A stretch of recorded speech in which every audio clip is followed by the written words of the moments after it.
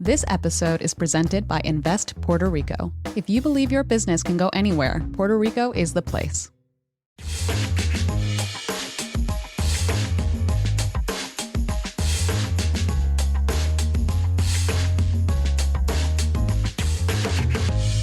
Hello and welcome back to Equity, TechCrunch's flagship podcast about the business of startups. Today is Friday, February 21st. I'm Kirsten Korosek, a transportation editor at TechCrunch. I'm Max Zeff, a senior reporter at TechCrunch. And I'm Anthony Ha, the weekend editor at TechCrunch.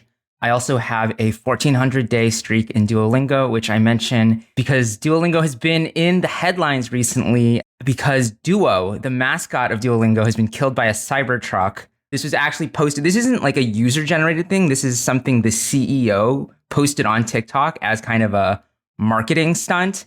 And I mean, part of it just seems like this very absurdist thing where they like to play with Duo and just have weird things happen to the owl. But as Amanda, I think, pointed out in the story about it, this also just seems like a little way to kind of like nudge Elon Musk in as well to kind of be like, hey, if you're not feeling great about the state of things, this is one way to sort of manifest it. Kirsten and Max, have you guys been mourning Duo?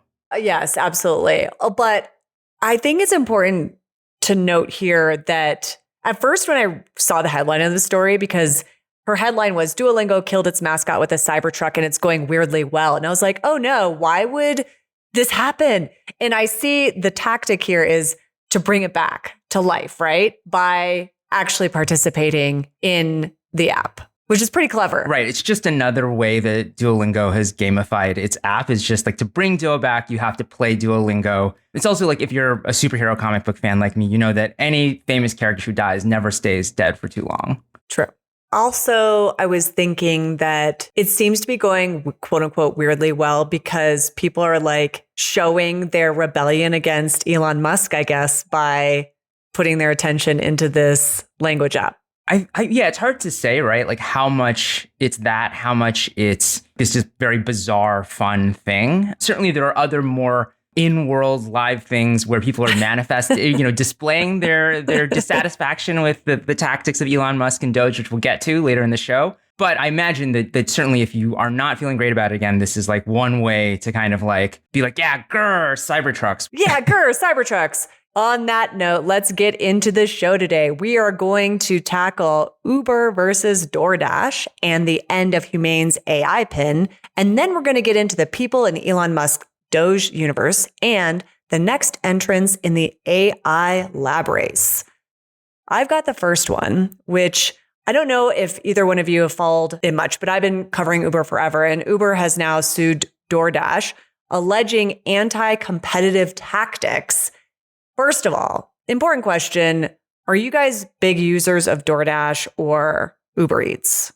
Yes, I am. But I had honestly no idea about the kind of first-party delivery services that this whole lawsuit is really about. And I think that's a really interesting thing, Kirsten, if you could kind of take us through like what that is and when that came about.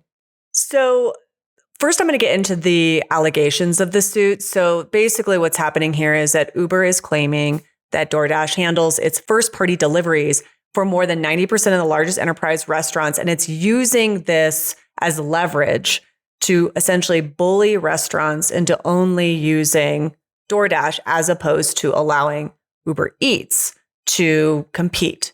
I kind of found it a little bit, ironic, I guess, because Uber is also known for like interesting tactics in like the ride hailing world. At the root of it, though, is the proprietor, the restaurant owner, people who are often reliant on these first party delivery apps to get business. So my understanding of it, and Max, as a user, please correct me if I'm wrong, but restaurant X exists, a donut shop or whatever. And instead of building out its own delivery service, it can rely on this other service to have basically their menu listed. It connects with DoorDash delivery drivers. It's hosted on the DoorDash app. And it saves them the expense of employing delivery drivers. And also it handles a lot of the networking and sort of the display of the menu and things like that. Am I getting that right? Yeah, that seems about right. And I think that the kind of interesting thing here is that, Uber is alleging that DoorDash is the dominant player in the food delivery space, both in just its third-party food delivery app is the largest in the world, but also this, first-party space. So I kind of think it's just funny for Uber to claim that something is anti-competitive in a space that it's just trying to dominate as well, when Uber is clearly just like such a dominant force in the taxi and ride sharing universe. I mean, it seems crazy to me to, allege that, one of its competitors is being anti-competitive when it's done so much of this itself over the years. I don't know, Anthony, you've covered them a lot. Yeah, I mean, I agree that from like sort of like a PR and optics perspective, it is pretty funny. I'm less confident about sort of say the legality of what is illegal anti-competitive behavior and not. I think the other thing this really made me think of is that as a New Yorker, I mean, I think these conversations were happening outside New York too, but particularly in New York during the first year or two of the pandemic. And the only way we could, support the restaurants in our neighborhood was by ordering from them.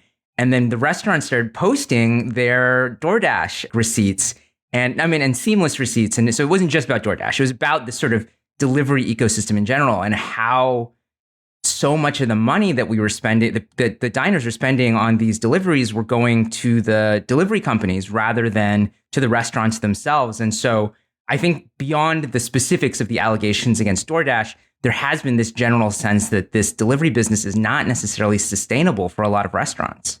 Absolutely. And I do think that this lawsuit I'd be paying a lot more attention to if this were, let's say, a class action lawsuit filed by restaurant owners. And I'm kind of wondering if we're going to see some sort of activity like that. Of course, Uber filing the lawsuit has given it a lot of attention. But the root problem, as you point out, is a lot of these restaurants thought that they would find this great service that would reduce costs for them, but they're really not getting the profits or the revenue that they thought. But we have to move on. And I really want to get to Humane and its AI pin. RIP Humane. Max, please catch us up. Yes. So one of the buzziest AI hardware startups, Humane, last year they launched their AI Pin, which is a wearable device that you can talk to with AI. They marketed it as a replacement for your smartphone or your computer. It's a bunch of Apple execs created the company to create the next kind of iPhone moment for hardware. But that didn't work out. The Humane AI Pin is now dead. And HP acquired some of the startup's assets for $116 million. And the Humane AI Pin was not one of those assets. So a lot of the operating systems and technical talent that Humane was, housing in its startup will move over to HP, but the AI Pin will not. It's dead. Yeah, I have a quick question. So first of all, should this be considered an acqui-hire? So are they actually getting real IP here? And what happened to all these people? I think you just had a scoop about all these layoffs that happened. Yes. So it's kind of an acqui-hire. So they are bringing over a lot of the talent. I just talked to some sources at Humane. We just published a story on Thursday. This will come out on Friday. But basically, some Humane employees got really big salary increases to go work at HP in this new HP IQ unit. It's kind of a new AI lab within HP to inject AI capabilities into personal computers and printers. And you might say, wow, that sounds a lot less exciting than creating the next iPhone. And I would say you're right. But these employees are getting way higher salaries, which makes sense because it's not a startup. So they don't have the same, risk reward ratio.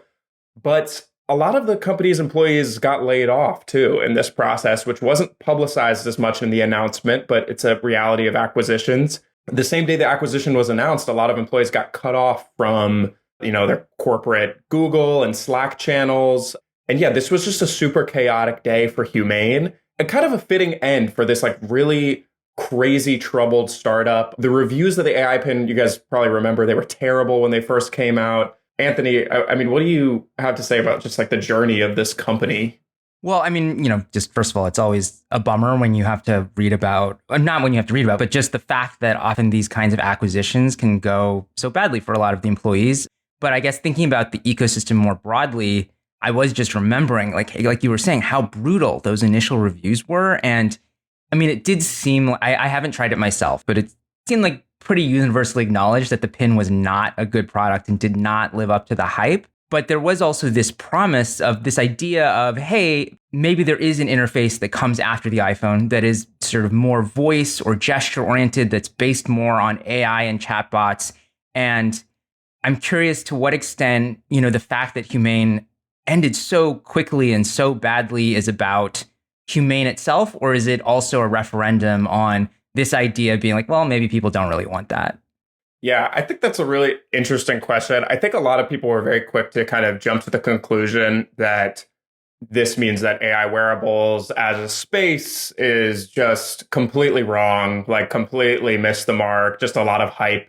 I actually don't think that's true. I think that Humane, for all the things it got wrong, it was also kind of remarkable how many things it got right. Like, it came up right at the time that ChatGPT was coming around. It built this huge lab. And right as it's dying, we're kind of seeing a lot of other AI wearables really take off. Like, the Meta Ray-Bans are still selling really well, and the company is preparing to release more. The Rabbit R1, which kind of came up at the same time, it just made its way into Best Buy stores, which is kind of a subtle but kind of remarkable thing to happen at this stage. So yeah, I don't know. I think that they were maybe a little too early and didn't execute well on a lot of things, but we're seeing a lot of interest in this space now. So yeah, it'll be interesting to see what happens broadly. I think that this is very much Wearables AI 1.0. So less referendum, but we're going to see a lot of early entrants and early failures, some consolidations, some acqui-hires. And then I'm very interested what we see in the next wave of AI wearable startups, or even large companies like, a year or two from now, let's see what HP has. And if they end up incorporating, some of Humane's tech, I think it had the Cosmos AI as like an operating system, and it's, maybe it will be embedded in its future HP products. So stay tuned on that. But it does feel very much like first wave AI wearables. It's also interesting to see the trajectory of the startup. I feel like when I see a startup raise that much money, I just sort of expect that, all right, they've got a lot of runway. They can kind of keep trying with this. And if, V1 doesn't work, there's going to be a V2, a V3. I mean, I think partly because this is a hardware startup, but I imagine also just because they probably just were burning a lot of cash. And so when you've got that much money going in and that many investors, there's also just probably a sense where they all kind of looked at each other and were, I mean, not literally, but figuratively all kind of looked at each other and said, are we going to put more hundreds of millions of dollars into this? Is there a chance this turns around? Or if not, we're just pulling the plug immediately, and just seeing how quickly it kind of seemed to unravel. Yeah, it did unravel quite quickly. Unfortunately, we have to move on. When we come back from the break, get ready to dig in to the people in Elon Musk's Doge universe and catch up on the AI lab race. What's next in innovation? That's not the right question. It's where.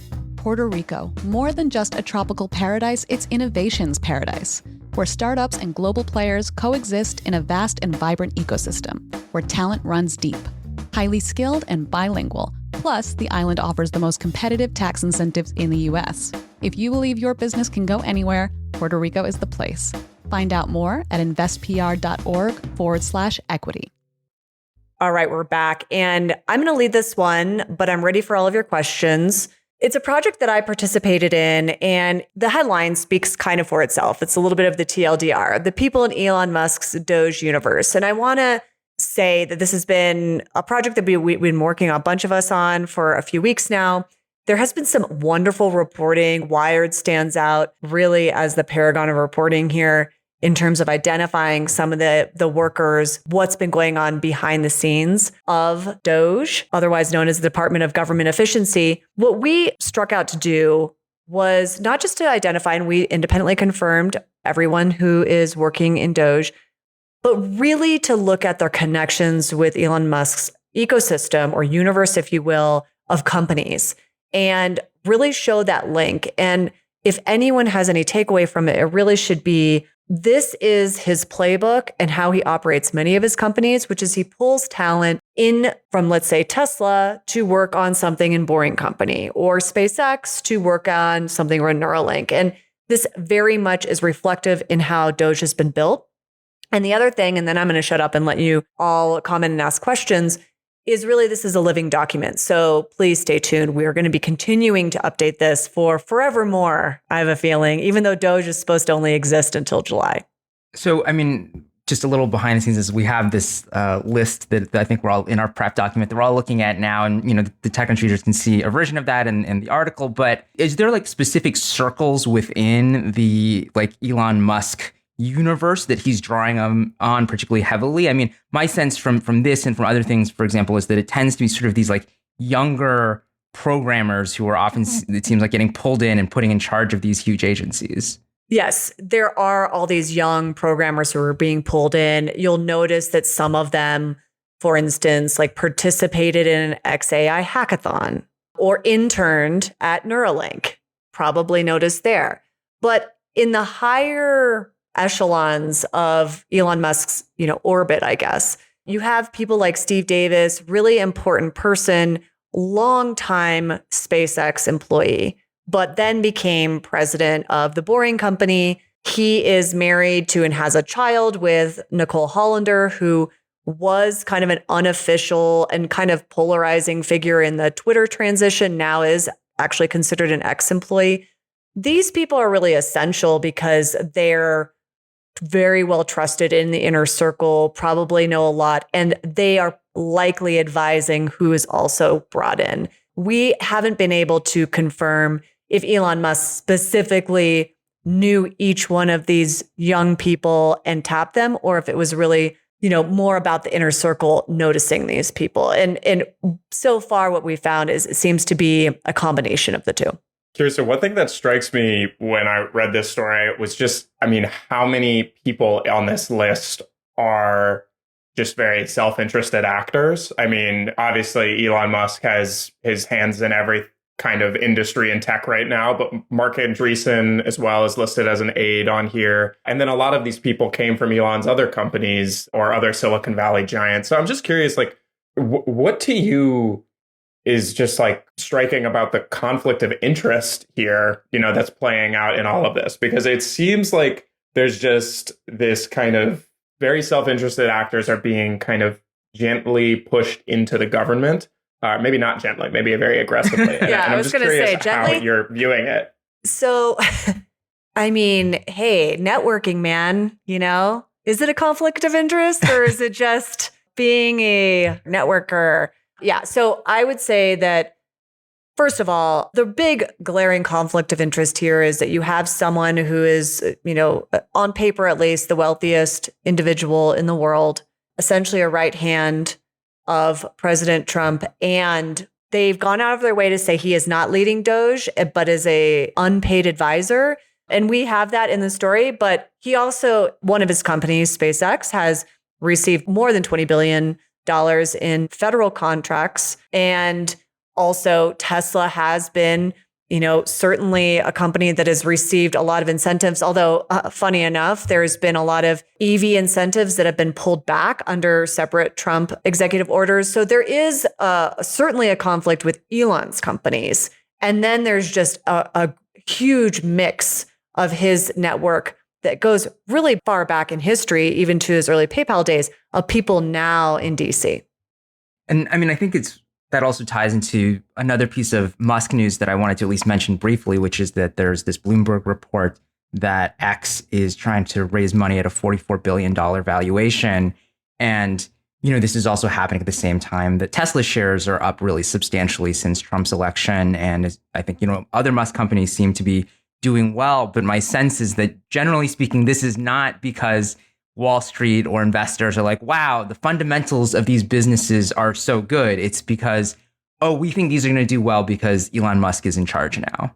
Yeah, I would say that that's a very good evidence-based guess or speculation. I will say Tesla has a long history of being treated differently than other automakers by investors. Investors seem very much interested in future products that don't yet exist with Tesla and are often rewarded for futuristic looks as opposed to, let's say, their revenue, missing it or beating expectations. This year was the first year that their sales went down year over year, but their stock went up largely because people paid most of the attention on autonomous vehicle technology and AI. And Elon Musk is very good at communicating the future product and convincing people that this is a real thing than probably any leader that I've ever come across. The other thing I want to mention before I do really want to get into the AI lab race, and Max, I know you're going to have a lot for us on that, but one thing I thought that was like just a fun tidbit that we found in this story is that one of the Elon Musk staffers, Christopher Stanley, created a Doge AI assistant for making government less dumb. I played around with this and, I didn't get quite the smart answers that I was looking for, including recently I asked if Doge still existed and it claimed that Doge was a fictional entity. So there we go. Perfect. But the reason why I bring it up is because, and this is the perfect segue, I think, to the AI lab race, which is AI has really permeated everything. And it seems like this group is intent, if not already, using AI tools to try to find efficiencies, for better or for worse, in the government. And I'm very curious, Max, as we get into this second theme about the AI lab race, what your prediction is in terms of seeing AI used in Doge, in like the federal government, and also future products that might be coming. Yeah. No, I mean, I think that Doge is almost definitely going to be using AI, but it seems like, with the way that the industry is going, everyone's going to need to use AI for all of these investments to pay off. I mean, so this week we had 2 new entrants into the AI lab race. One was Safe Super Intelligence, which was created before and we had already been announced, but it's reportedly raising over $1 billion with a valuation of $30 billion, which is... I feel like that seems low. Sorry, that seems so low now. And it's so incredible that 2 years ago, I would have been like, $1 billion is a lot of money. Exactly. And I just want to also touch that there's another AI lab, Thinking Machines, which is Mira Murati, which is OpenAI's former CTO. She has a new startup. Both of these are basically former OpenAI employees who are spinning out their own AI labs to train foundation models, compete with OpenAI, Google. But like you said, Kirsten, $1 billion that's like not even table stakes for the AI foundation model race right now. So I think there's a big question here around all of these new AI labs popping up where it's like, how do they raise enough funding to compete with these big guys? And I don't think that is a question that we quite have an answer to right now. I don't know, Anthony, I'm curious. We talked about this a little bit before. I'm curious what you make of these new AI labs. I guess one thing I was wondering, because my sense reading about them is really like Safe Superintelligence is raising more than $1 billion. Thinking Machines is in talks to raise over $100 million, which again, on the one hand is a lot of money. On the other hand is not really a lot of money for, an AI company building foundational models. I'm also wondering to what extent the fundraising for these companies involves any serious vetting of products or technology that they built, because it sounds like they haven't built much yet. And instead, it's essentially like, I was one of the senior people at OpenAI. How much money do you want to give me? Yeah, I think that it's not a great bet for investors in some ways, because it's like, how is this going to compete with the big labs? But in another way, you could say, okay, well, these guys are the talent here. The Ilya, the Mira Muratis of the world. I mean, they are the talent. They are valuable. I mean, I think that's a big thesis in these investments where it's just like, they're going to move somewhere at some point and someone's going to want to pay a lot of money for these guys. Or maybe if they come up with one big breakthrough, maybe that's enough to get a meaningful exit to Microsoft or Google or one of these cloud giants. But Kirsten? You know what this reminds me of a little bit, and I always circle back, listeners will know, to the autonomous vehicle industry. But when the AV industry went through this major hype cycle and there were a lot of people who broke off from what was the Google self-driving project, later turned into Waymo, and started their own startups, it was kind of what's playing out now, which is you see essentially a name, a lot of talent, and a number attached to that without them actually creating anything yet. Now, it's worth noting that many of those companies were either acquired or heavily backed by automakers that have since shut down those programs. Argo AI is one of those, Ford and VW backing that startup. But you do see also this other wave of, at least in this industry, And I'm wondering if you're seeing it in the AI lab race, where they're taking a slightly different approach, where they may go after efficiencies and maybe their value proposition is, we don't need to raise as much money. Are you seeing anything like that yet?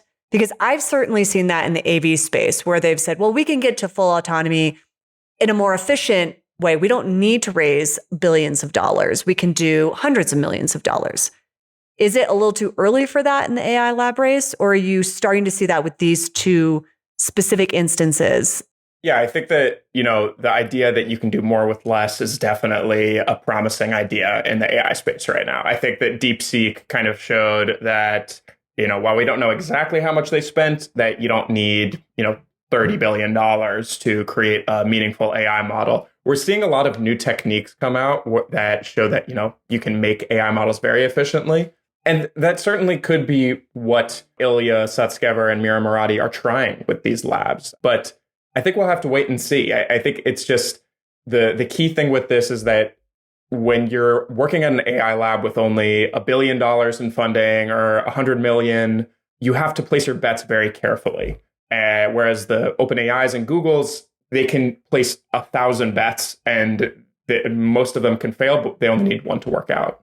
One other thing I wanted to mention quickly, just because it reminded me of my, brief sojourn in VC was also, Max and I think you and I were discussing a little offline this question of like, are these basically sort of going to be acqui-hire or acquisition targets, in the future?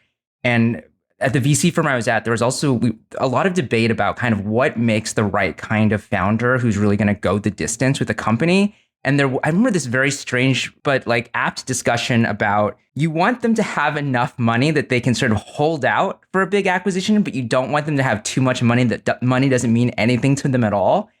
And I sort of have to assume that in both Ilya and Mira's case, they have enough equity in OpenAI that there's not huge like financial pressures on them, but they probably feel some pressure to kind of step out of Sam Altman's shadow. And so that they want these companies to become big companies because it's their way to prove themselves outside of OpenAI. And that's really going to be what pushes them to try to make these really big companies.